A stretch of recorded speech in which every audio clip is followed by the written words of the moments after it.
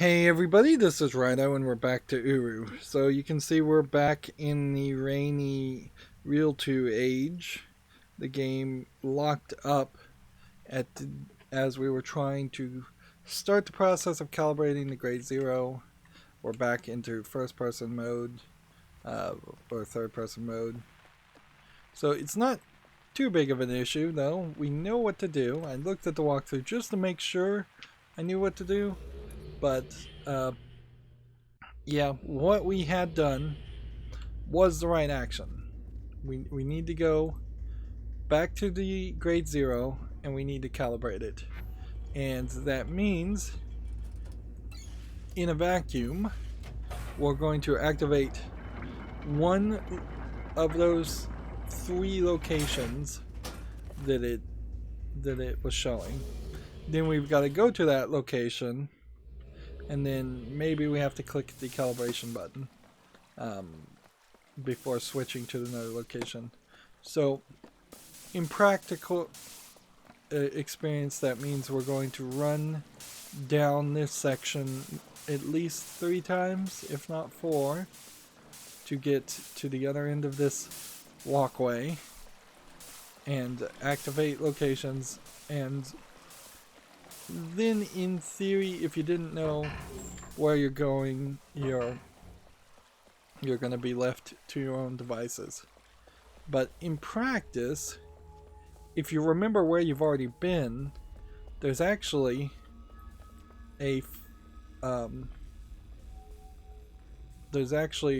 only a few places that you possibly could be. Apparently these are the Great Zero Calibration Stones, is what they're called, and this was the calibration one that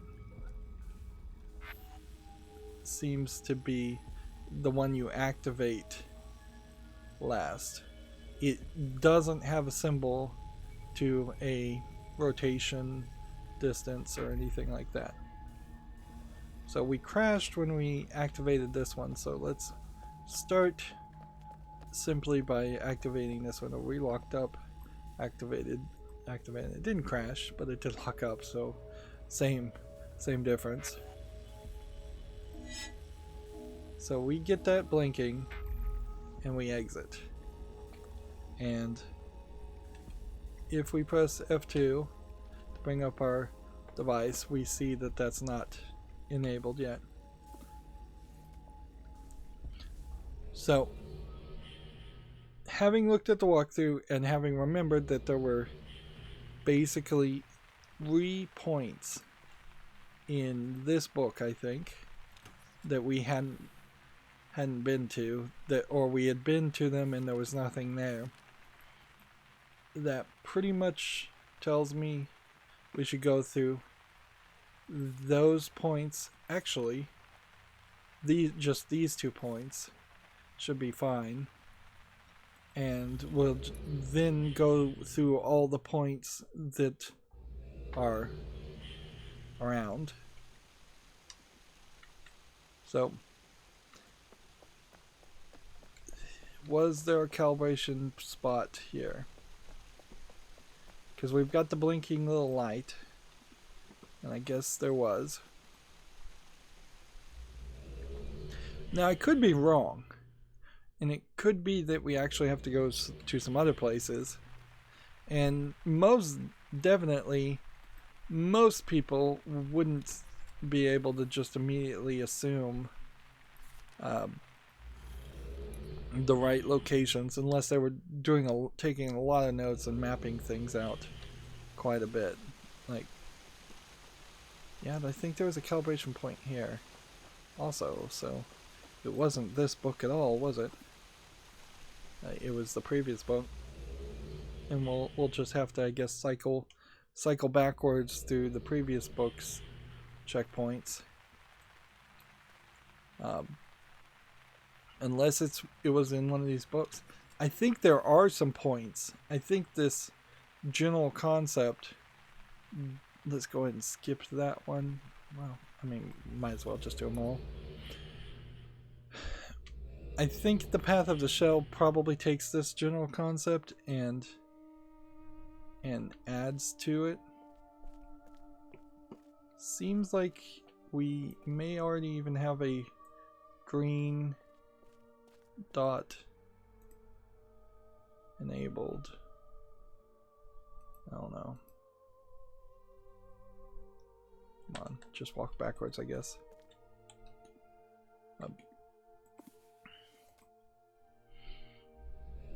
Transitions, though, as a game, just having you go load from one place to the next place to the next place. Not good gameplay. Look at Portal and their elevators. Those were only there to load, like, in between each level.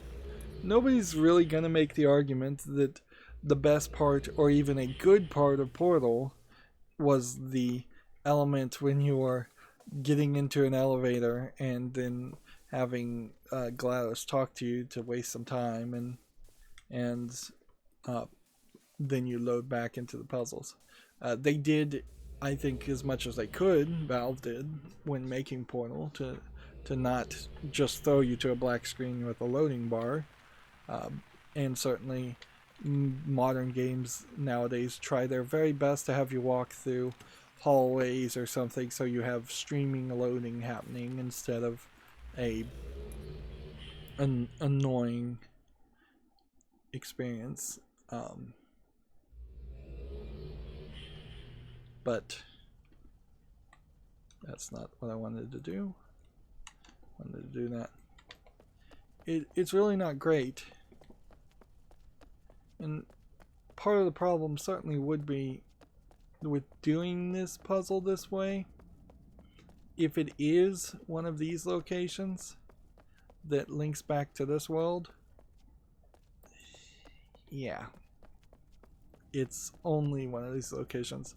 So even though we had like 12 calibration dots that we had to get, there's only one place now that's the right place.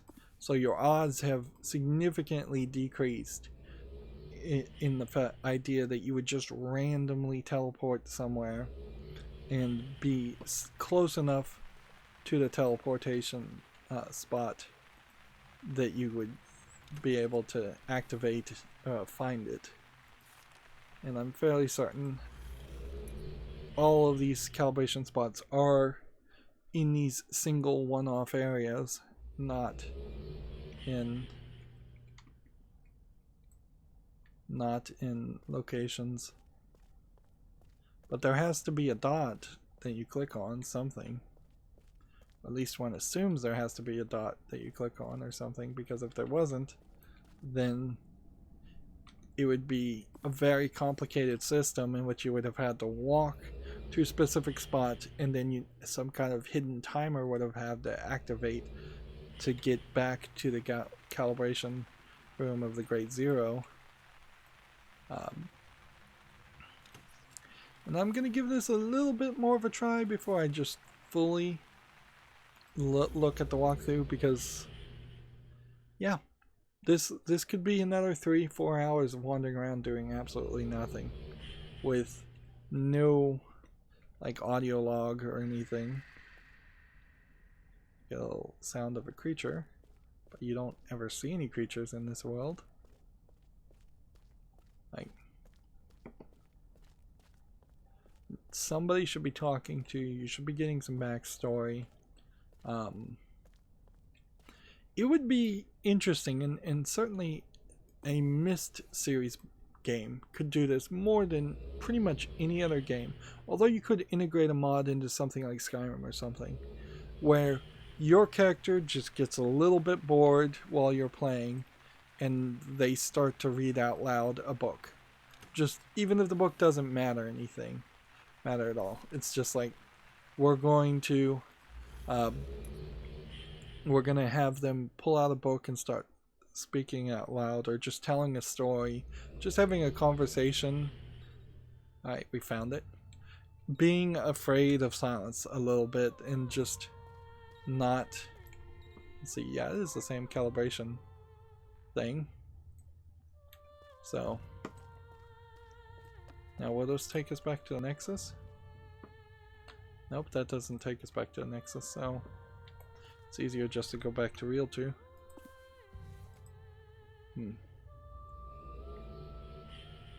And it definitely would have been better if a lot of the locations in the Nexus were just teleportations. There's room for books here.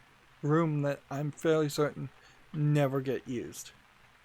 So why not have every single little shortcut area, every single linking book to an area that the Nexus book links you to? Why not have a direct connection instead of jumping back and forward this way? Because, yeah, this is not good. Just load to load to load.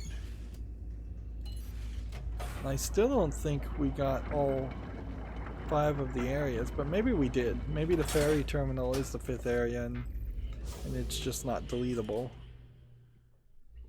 But then the others clearly are deletable, so that does tell you when we get to the path of the shell, it probably will be easier to free up some space and forget some of the shortcuts. Because I imagine Deny, or whatever city it is that we keep accessing, which I think is supposed to be Deny, or at least one of the Dunny cities. I imagine we don't do a lot with it in the Path of Shell, because doesn't seem like there's a lot there. So in theory, unless I screw this up, this should be a calibration.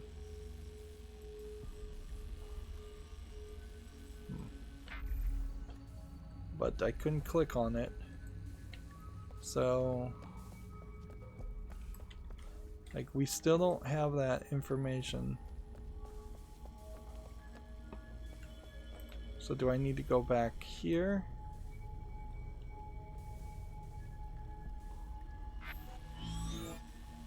Alright, we got it.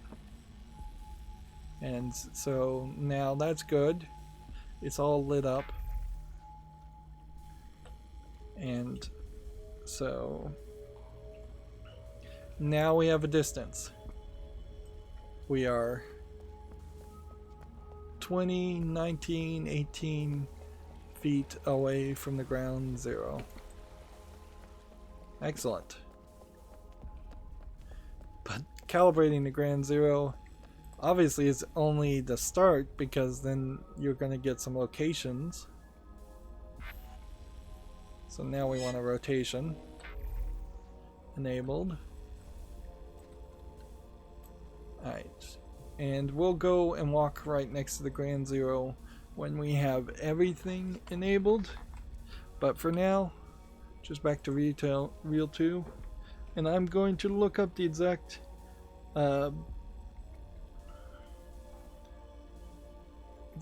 location. It says a balcony overlooking the canyon.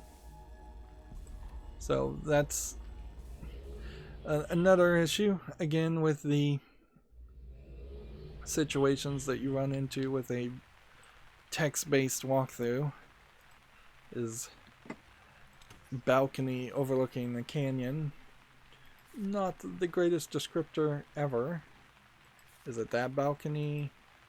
I mean, one can assume it's not Douglas's office, so we should just start here with that. And the description of a balcony overlooking a canyon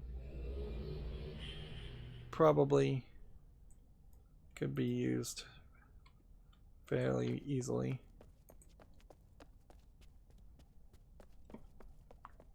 No, this is not going to be a balcony overlooking a canyon. Not really.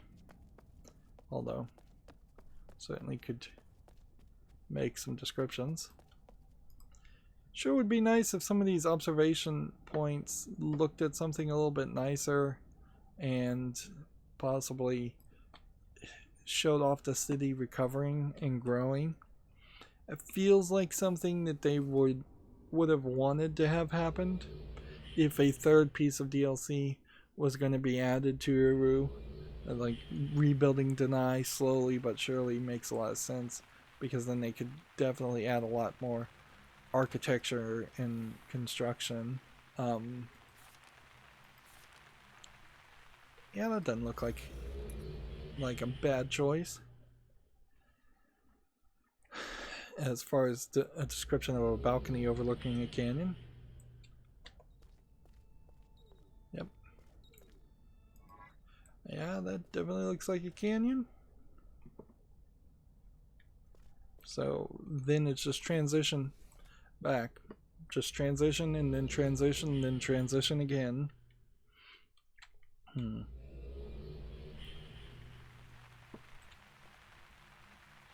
I will also point out that every time I'm going to the ground zero, I'm walking on the right side. There's no reason for that. In a Myst game, there could be a reason for that. Like that you always enter on the right side, you walk on like the right side of the road type idea. That certainly would be something you might even find in some text somewhere. But no, as far as I know, there's no reason. I'm just being consistent.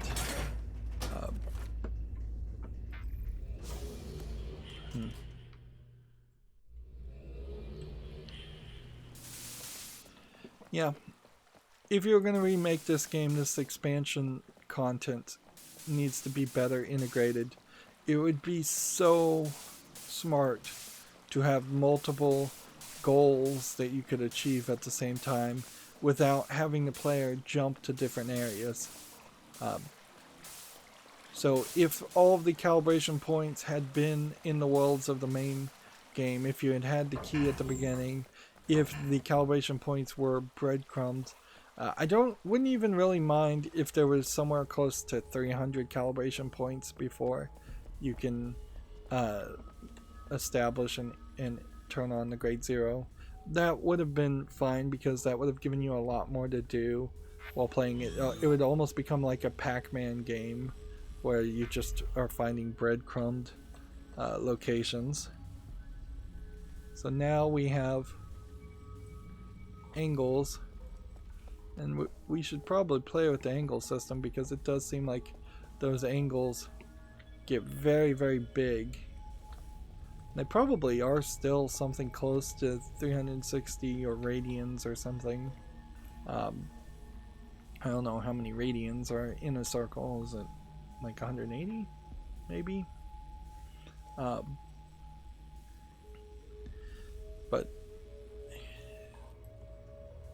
I guess maybe they needed such a big number for such a distance because things change. Alright, now let me walk backwards and exit out of there. Thank goodness for that. And back to this. So elevation is the rooftop in Bevan. So the area I think we were just at just a second ago. Wait, no, that would be, if it's Bevan, it would be the second book. And it would be not the darker ones. So it should be this one.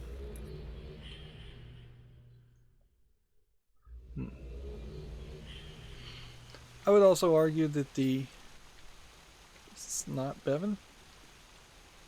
The calibration and the start of the grade 0 should probably happen before you finished the main game. Like it's something that would be way better as a supplemental element.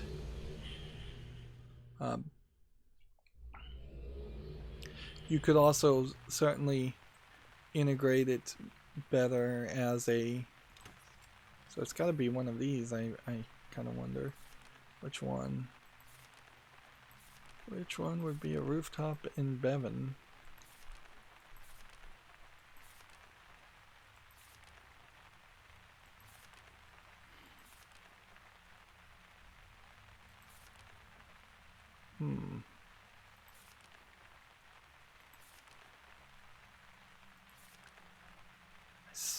I'm fairly certain.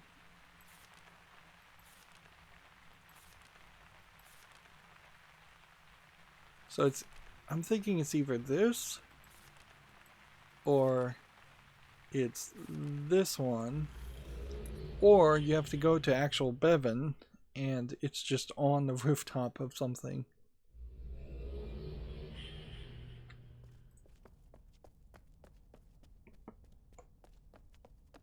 Like, yeah, if I was anywhere close to this, even without having the key device out, it should be working. Wow, seems that we are actually really close to the Great Zero. How could we be so close to it and not see it? Is it just that shadowy section? Yeah, no, we'd have to be a lot closer.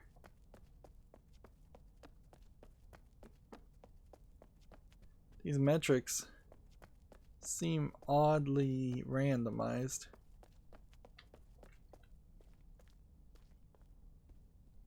Like, I take a step this way and I'm like 5 degrees more. Take a step that way, another 5 degrees. Take a step this way. I'm still 55 feet, 56 feet away. It almost feels, is that the Great Zero right over there? Yeah, apparently it's somewhere in the museum. Almost feels like the Great Zero might put a 0 point in different dimensions. That might be how that works. And so, even though you're in a different dimension and it's not really pointing you to the Great Zero in that age, it's pointing you to an equivalent section. And I guess I could try this. Either that or this. Gotta take my pick here. Oh, we'll see. We'll see how this works.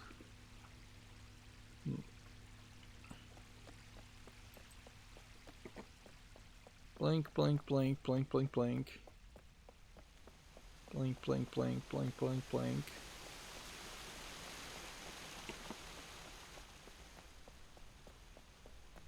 Blink, blink, blink. Interesting. So it is up over here.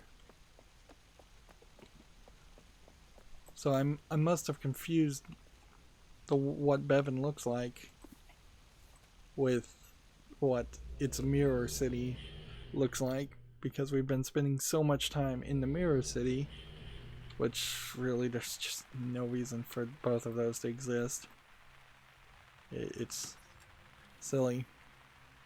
Now, I get the concept that there could be a really, really cool puzzle where cities are an area age is reflected, but they didn't really do anything with it. There's no, you have to move one thing to the left in one world so it matches up with the thing that was broken in the other world, in the mirror world.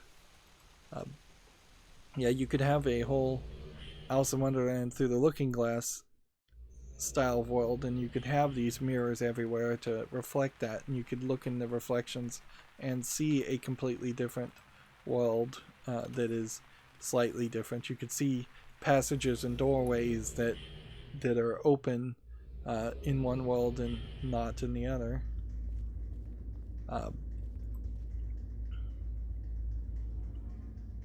There really is, I think, a lot of meat on the bone of making puzzle worlds, and you don't have a lot of people that do it quite like Myst games. You definitely have escape the room games where it's just you're in a generic, often asset flipped room where the person that made the game didn't bother to animate the room. They just pre-bought a animation of a room, and then there will be a key and a lock, and the key will be in the generic desk, and You just have to search the disk to find the key, and that's pretty much all you get.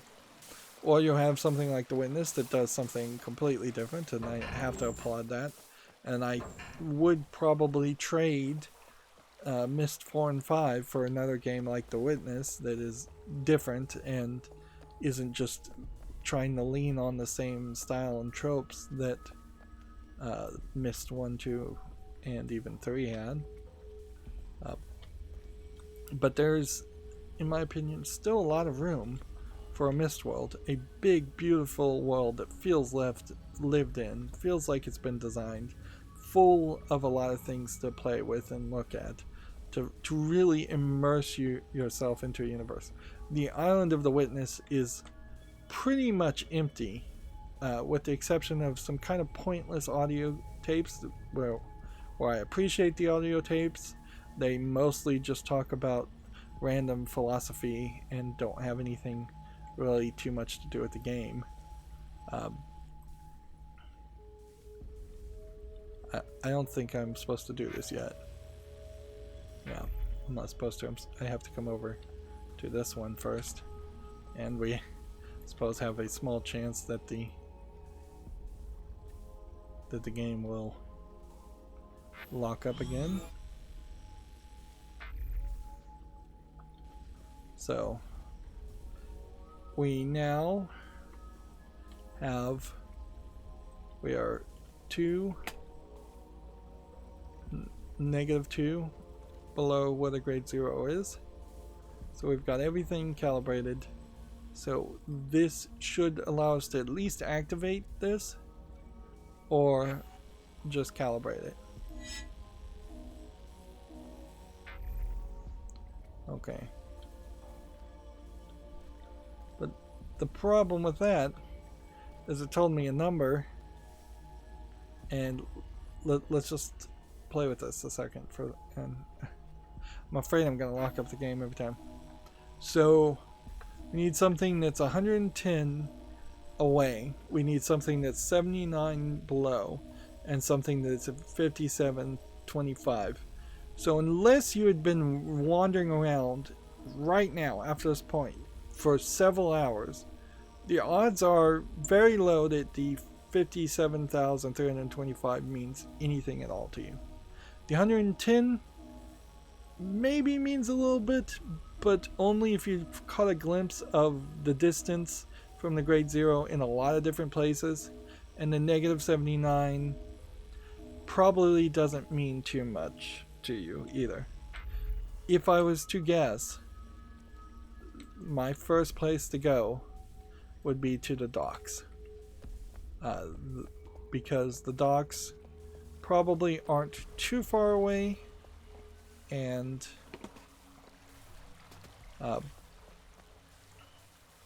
see, that still looks like a screen. Just trying to give you a hint. Yeah, I'd think that the docks aren't too far away, and they are kind of low because they'd have to be at ocean level.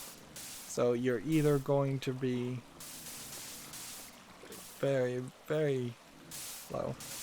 So here we are at like -3 height of the grade 0. We are 1 away, that's as close as you can get.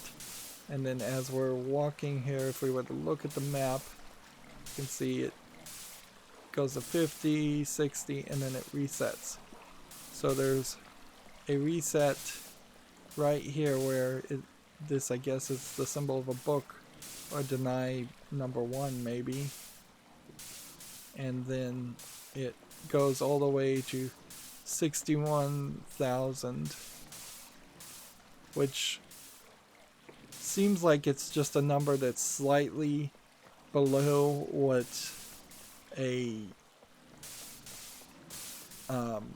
32-bit integer would be, which is like 65,535 or 25. So I guess maybe that's what's going on with that. And there's nothing more to do with that unit.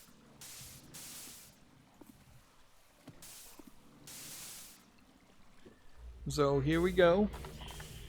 Do I want to go to the docks or do I want to use the walkthrough? I want to use the walkthrough. So let's see. Blah blah blah blah blah blah.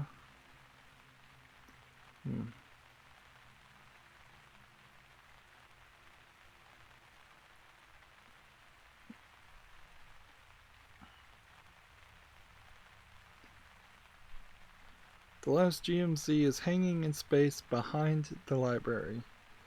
Use your key to get close and you'll see the marker down below. If you're really careful, you can activate the marker without leaping into space. Wow.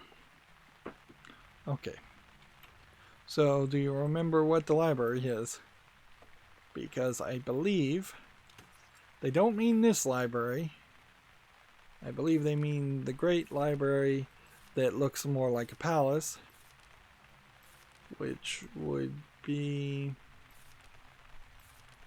which one of these? Which one of these gets us? No, none of these gets us here. We have to use the Nexus to get to it. Which again just doesn't make sense. Why did they allocate themselves only 3 books? It really is just the assumption that they were going to add so much more content. Here. Library courtyard. Like, they really thought that they were going to have 20-30 expansions of this game. Like, I imagine they thought 1 a month minimum. When, if you compare that to like World of Warcraft, how many major expansions have come out to World of Warcraft even? Not that many. I would say maybe 20 over the course of 10 plus years. But the only one, as someone who hasn't played World of Warcraft, that I could even mention would be like Cataclysm. The pre-Cataclysm and post-Cataclysm expansions. So,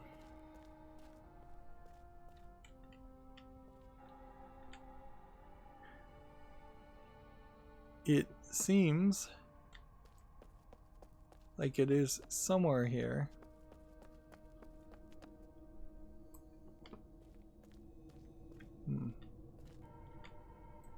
That we've got to find it. And if I fall to my death, I will definitely not be smart enough to click on it, as I don't see it. There it is. Way over there. So they're just being cruel.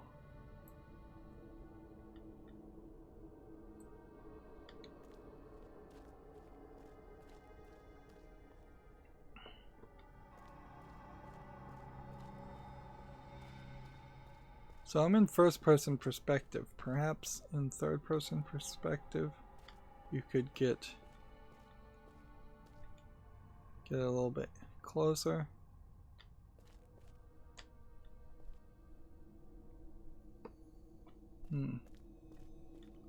Seems to me like they want you to jump.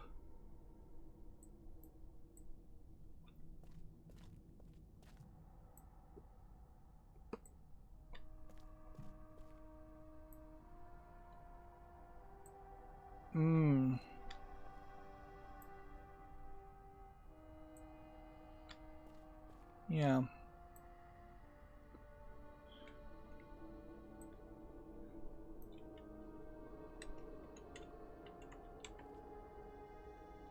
Let's see. Let me read the walkthrough again. Let's see.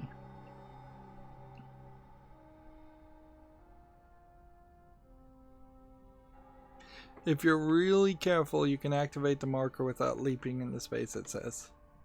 If you're really careful. And you can see down there that there's broken...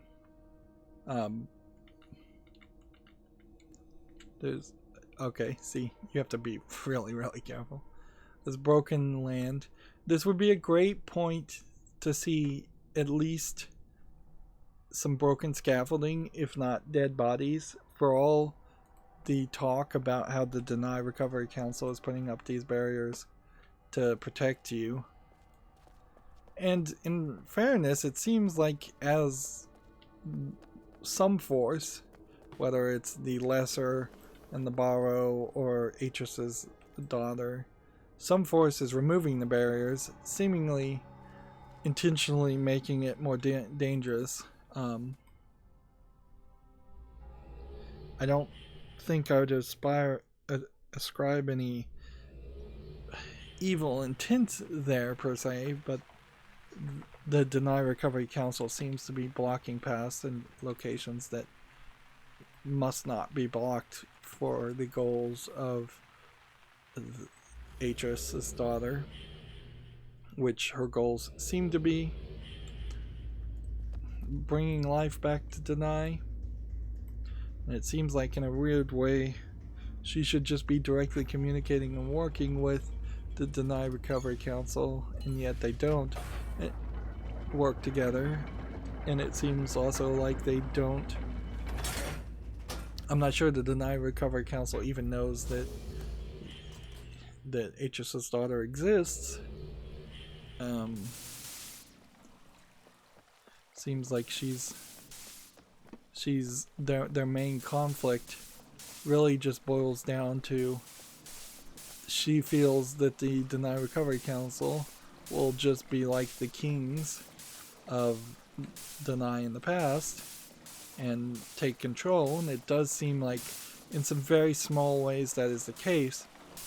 Unfortunately, the story has already been told in Riven, though, because Atrus's father-in-law, or no, not father-in-law, Atrus's biological father, was a cruel, like, dictator in Riven, and so we've already kind of heard the story of somebody going power crazy and being a bad leader, and it was told a lot better.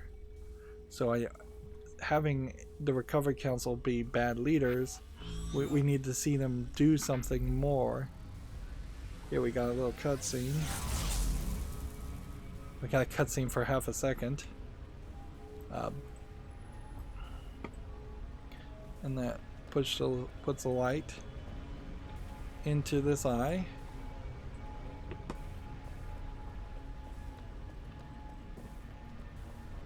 Which will, I guess, send power down this way. Just to really make sure you know.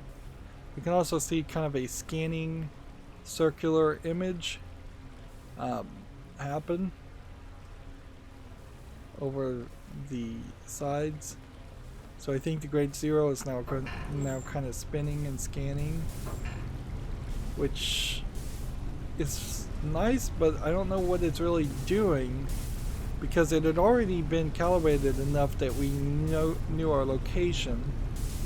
So is it scanning and remapping all of the ages and all of the universe? See, there's a little scanning beam. And it would be cool if magically it changed all this world map in some way. Still can't really do anything though, unless there's a secret little journey cloth on the back of this device. No?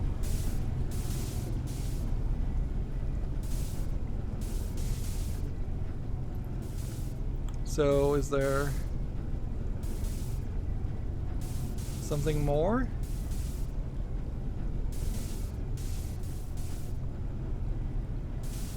Okay. So we've recalibrated and restarted the Grade Zero. Is that game over? Did we accomplish something? I have no idea. The fact that there was never really a person that told us what to do, and because we skipped over all the talking, we're kind of just like, alright, now do we spend 3 more hours wandering around? Has this opened a bunch of barriers? It would be nice if Atrus's daughter showed up in like a recording forum right now and said, now of all deny is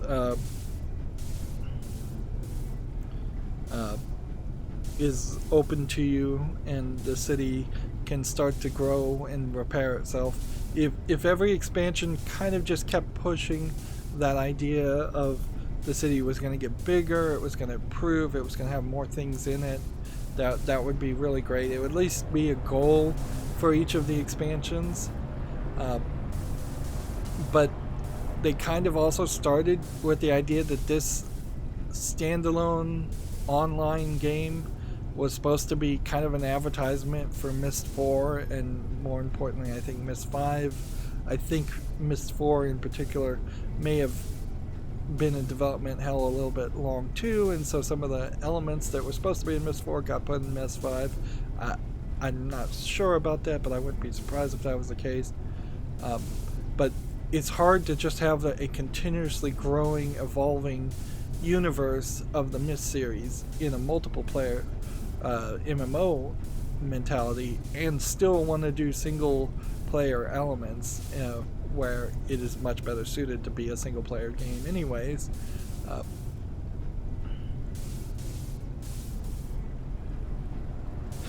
Okay, so we are close to the end. Don't worry about that.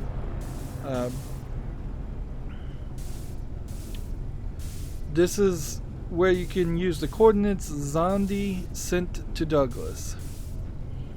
So somewhere in the dialogue there was a character, somewhere in the writing there's a character named Zondi. Who knows who that is? That could have been a spy, could have just been a guy that worked at the Deny Recovery Council. The fact that we never see any of these people is terrible, and obviously if we had seen Douglas as the cruel, like, power-mad controller of the Deny Recovery Council, and there was a couple of sniveling, scared underlings that also were on the council that were just going along with him, then we would have a lot more personality in the game in general, and just people with personalities in the game at all. So we're supposed to link back to Ae'gura. So we can either do that via Retool or the Real 2 or the Nexus. So we'll link with it visually glitching out to Real 2. Take note, we are at 000, so even with the grade 0 calibrated, our island not in the same universe.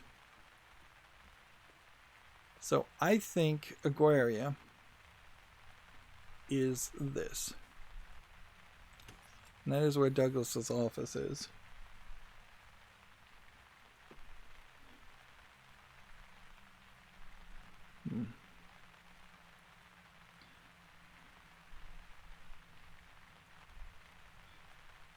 This is the end of the Toka Alley.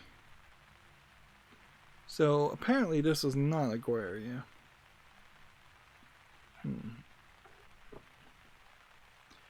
Yeah, and that would be really weird if we were going to go back to one of the main book areas. So Ae'gura must be... Well, yeah, this is Ae'gura. So apparently this office... But no, this office definitely is in this book. So it doesn't even make sense why there's a linking page to Douglas's office here. Unless Douglas's office was just not in the main game at all, and that was added later. But as far as the worlds go, these should have similar spines and similar symbols and designs on them. And really, this linking page should be in the other book. And if they're not going to play by those rules, then I'm just confused. It's almost as if a linking page was put in the wrong book, which I don't think would work. Like,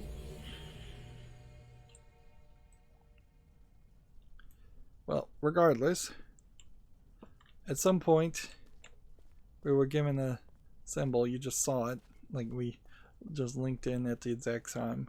We were given a symbol that told us to be basically at the spot, and we're just going to wait for that to get scanned by the rotating scanner.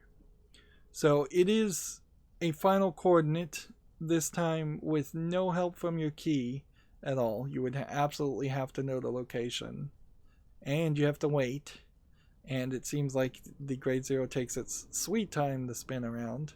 So if we miss this, it's gonna really suck. But yeah, we're just sitting here, and again, believable that you could spend 3 to 5 hours wandering around the world trying to figure out what to do next. Even if you did know the location, you still very possibly could spend an hour or two wandering around trying to find where the numbers actually equate to the worlds that you've been in, because it's not like you are just walking from point A to point B at all. You're always teleporting from one location to the other, and as soon as you teleport anywhere in any game, you're completely uncertain about where that location would relate to the next location.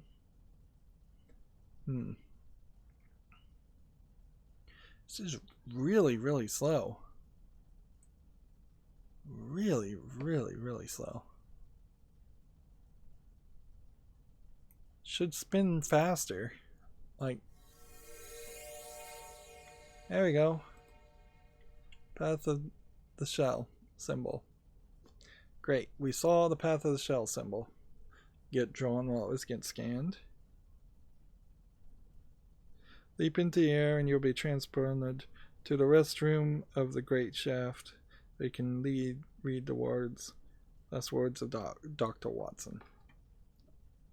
Leap into the air now, or when it's scanned. You know what? It's going to take so long anyways.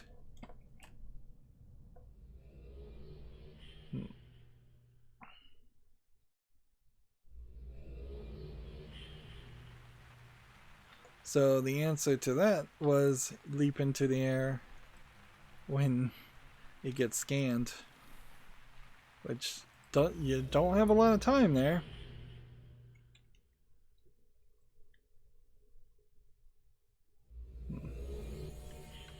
Seriously?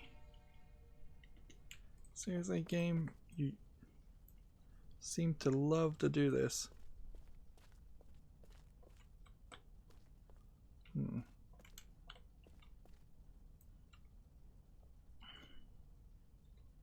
So, let's just look at the walkthrough while we wait here and see if there's anything else. Pick up a page which adds a music player to your wheelchair tuner and head up. Outside at the left, you go down the shaft. You can walk or jump. The rest is the same. So there is a bit of a cutscene. This expansion definitely feels like it took less time, just because of using the walkthrough. It also definitely feels like you could have easily wasted 10 to 12 hours of gameplay through just having to wander around. A lot of that wandering could have easily been overlapped with doing the main game, had all the coordination points been in worlds that you visited. The worlds we're seeing in this expansion are way uglier, way less dynamic, way less to do, way less to interact with. Maybe there's a lot more story and notes to read, but for me that means nothing. I don't want to read in a game. I don't want to stop and stand in one place and read. There's definitely no motivation and benefit to stopping and standing in one place to read, particularly in this game, because you just would have to constantly be walking around. This is almost like the opposite of what would make a walking simulator good, because even though you are supposed to mostly be walking around and looking for coordinates in the DLC, there we go. Those you're not seeing anything pretty while you're doing any of that. So here we have a key pedestal that's not activated. And here we have a guy that's just sitting here. Dr. Watson's a terrible name. Pause now if you want to read. Pause now. A lot of these dates and times probably don't relate to any Gregorian calendar date and time. Pause now. Since I'm not willing to read any of this, I have no idea if Dr. Watson was the person that was supposed to be in charge of resetting the Great Zero. I wouldn't be surprised if that's exactly what happened, is that he was in charge of it, and then he got trapped in a place he couldn't escape, and he then just starved to death. Although, again, why is there no bodies on any of this? Not a real 2-page as your reward, which they are grossly overestimating the value of these real 2 pages.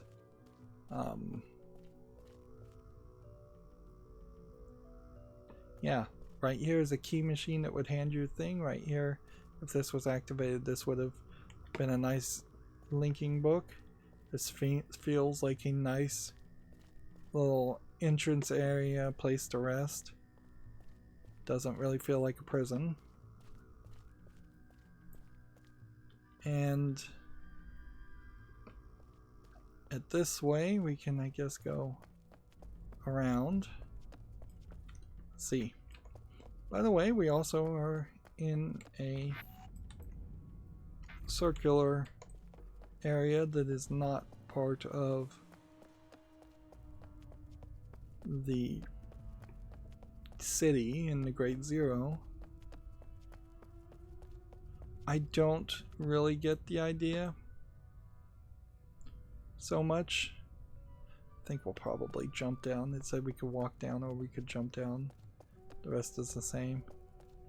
Feels like if you were going to have nothing here in this whole mining shaft, which is I guess what this is, it would probably make sense to take just a few steps in one direction and fall to your death, and then that be the end of the game, so that you don't have a player like me wandering around in circles just to see what they can see. And it's getting increasingly darker. This game has been particularly bad about being increasingly dark. I think at this point, yeah.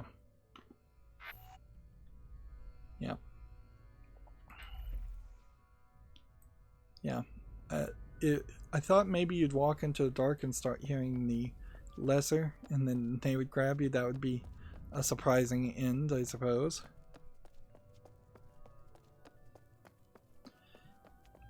It feels like maybe this is right under Nevada. And this is that area, the center crater volcano looking thing.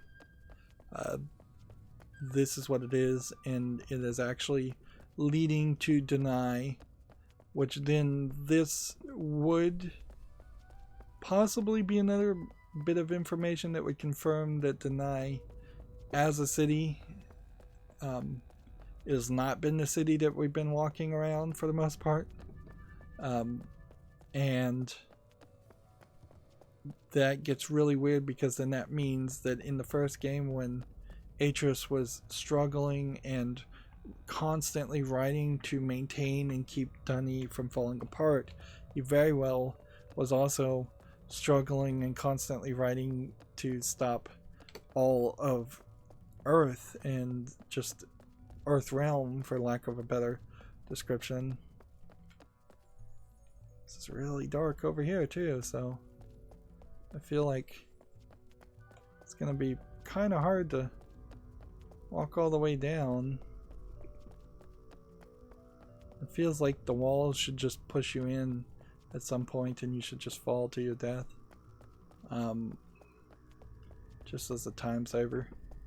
Or you know what? You have a nice little mechanism. Instead of having people walk, we again run into that issue of this game completely missing this. Yeah, this is just gonna take forever. Like, it's ridiculous. Let's just jump.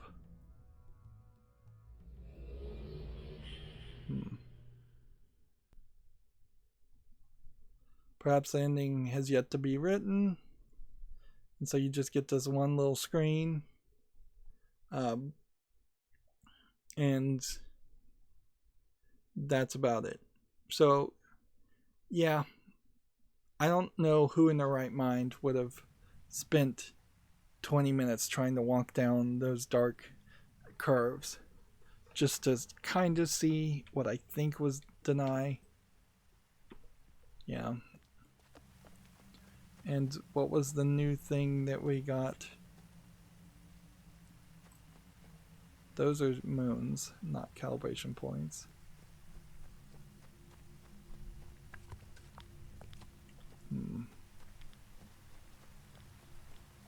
Still raining. Still got a mountain. We didn't really even get a outfit to show off that we had beaten that area.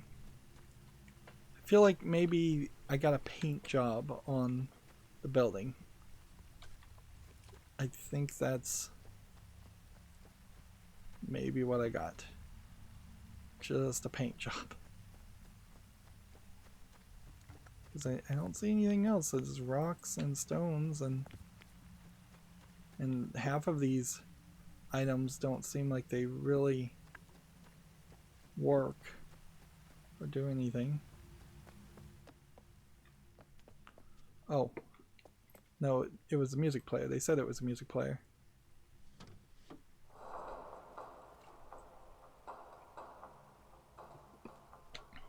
But what you don't get is any books.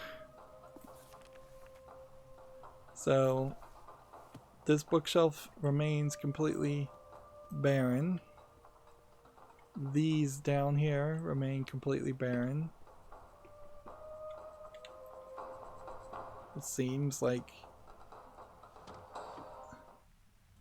Do you get the same music every time? Seems like it. Yeah, not a lot of reward there. And I'm not going to bother to go into that and see if there's any new outfits. So, yeah, just kind of another unsatisfactory, disappointing element. The only thing I would potentially want to see is if I, say, teleported back to this place, would this be on the map? Let's see. No, this is not marked either.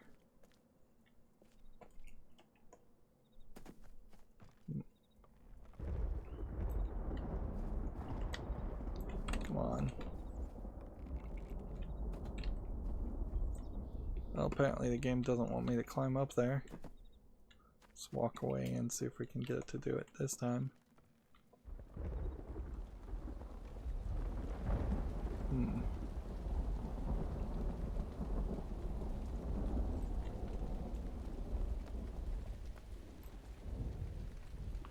I suppose one last question to ask is how much of this DLC was actually made by Cyan and how much of this was actually made by third-party support teams that Ubisoft hired.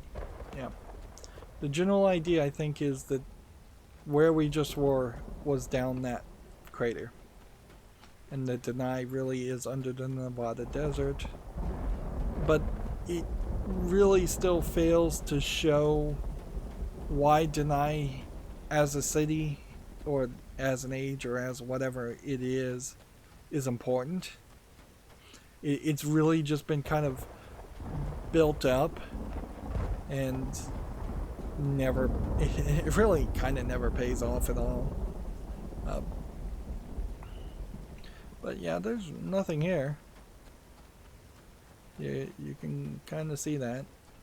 I would have preferred if there was just more journey cloths. Really. I feel like more journey cloths would have been a nicer move. Let's go ahead and turn off the rain to our Real 2 Island also. And yeah, of course they can just constantly, they could have constantly added more to this book and changed the world, but it's not expanding it in any legitimate way. I would totally trade the music player for just having every little readable item in the game that I've touched from this DLC just appear down here. Just let me be a book thief, for lack of a better term, and make a copy of those, or magically make a copy of them. I would be way happier with that. In case I did want to come back and play this game at some point and read all the text. Like, if you really, really liked all the text in this game, you would have to play the whole game. Really. You'd have to follow a walkthrough and then play the game for quite a while. Or, I bet there's probably a fan out there that has put all the text from this game in a nice little website that would be a lot easier to read. Alright, well, it's hard to really even criticize something that is just a big ball of nothing like that expansion. So I won't go into greater detail, but there definitely, obviously, I've said it many times, the path to Deny, expansion 1 to Deny, should have just been using the key to get coordinates in the worlds you already seen, and maybe the expansion then would just expand those worlds to make them twice as big. I'd be much happier if the first 5 worlds turned out to be twice as big after the first expansion, because then after the second expansion, maybe then you have them be 2.5 times as big or 3 times as big, and then you'd have very nice large worlds for each of the Myst sections. And then that could have been season 1, and I'm sure they weren't even thinking from the mentality of seasons, but one season that gave you 5 really built up worlds would have been great.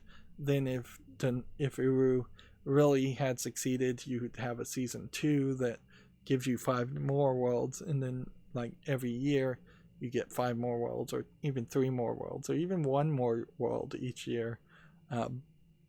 Would be really exciting.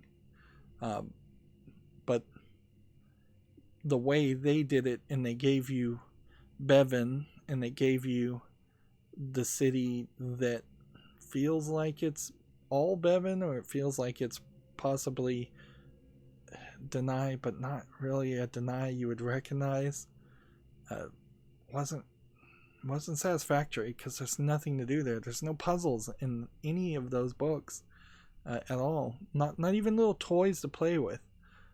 The only puzzle in this entire expansion that we did, other than calibrating the Great Zero by finding coordinates, which is more of a hide and seek game than a puzzle, the only thing we did was we figured out the code to open the door, and I used a walkthrough for that much. So the Bob code, the blue, orange, green code. That was the only thing in the entire expansion that was puzzle-like, and that wasn't even very Myst-like. So doesn't seem like we'll get guarantees that all of these people work for Cyan, but you can see that they had an audio guy, an avatar animation guy, a tools physics guy, and a graphics and chief technical officer under technology. And then they had programmers and other professional experts doing it all under one group. And then they had a decent number of artists, which I also have to wonder if there maybe were too many leads in this case and not enough just actual artists. And then Rand Miller is still the director as it's listed here. I don't think they would take his name off of it.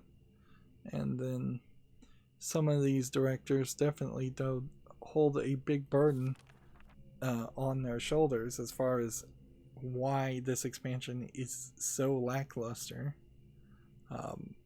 Almost certainly the only reason why there are expansions at all is because Ubisoft had a contract with Cyan, and Ubisoft said we wanted this to be a game that has 2 expansions. And I imagine Ubisoft wanted it to be a game that had 2 expansions more than they even wanted it to be a single an online game.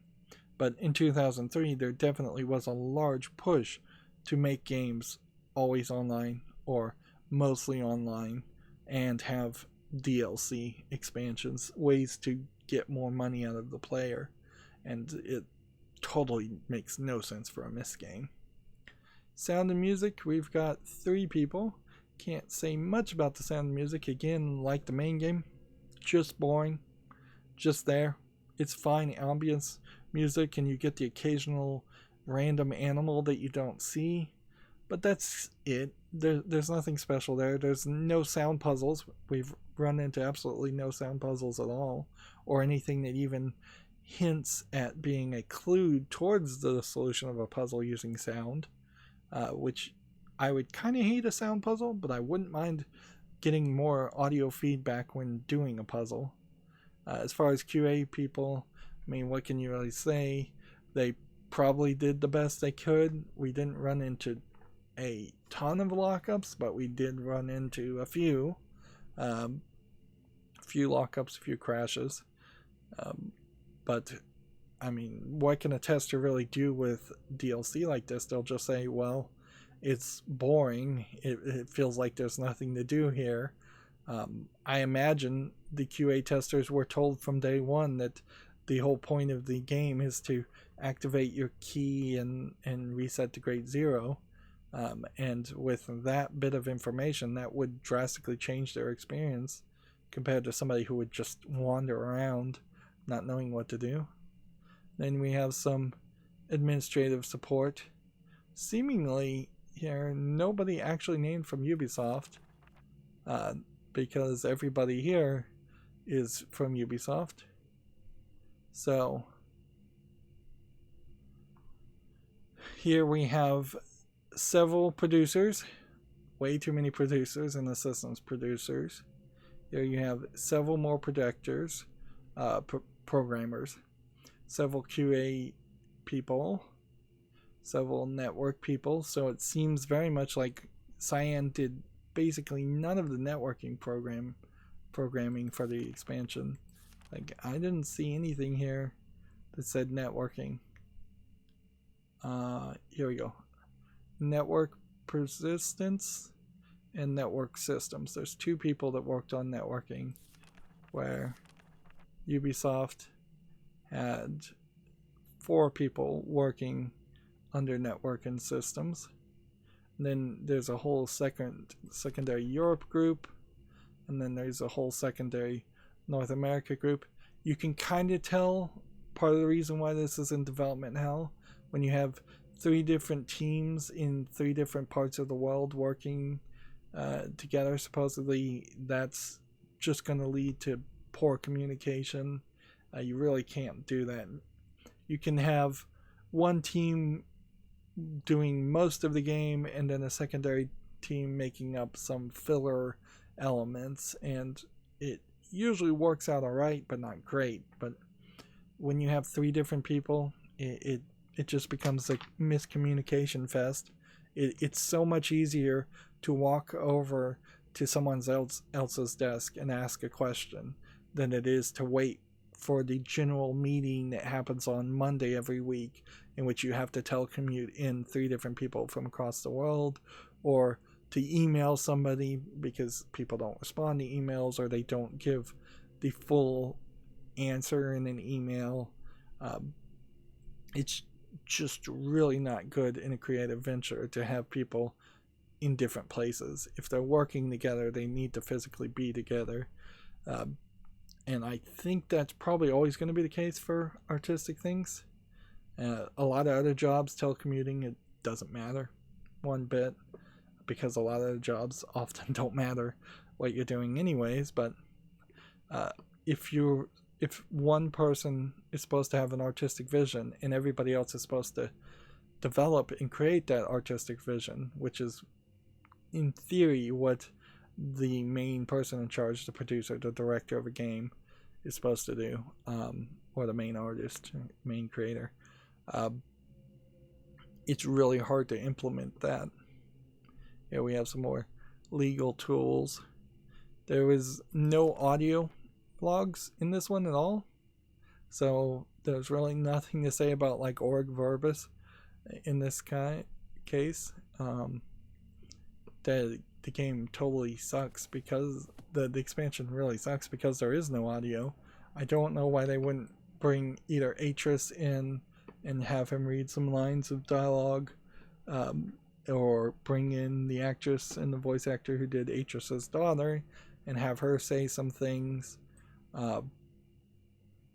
This whole expansion could have been a murder mystery pretty easily. Find out what happened to Dr. Watson, go find him. If that's what she had said when we started this expansion, then at least we would have known what to do. Well, yeah. I guess we now have a fully empowered key, which probably won't help us too much in the path to the shell. I'll be surprised to see how much it does, if it does at all. And that's going to be it for this recording. As always, I ask you to like, share, subscribe, comment, and watch every second of my videos. If you want a friend or follow me on any social media sites, there's a whole bunch of links down below in the description box. And if you want to support me further, there's a link to Patreon, or you can friend me on Steam and gift me a game off my wishlist. Thank you for watching. Have a good evening.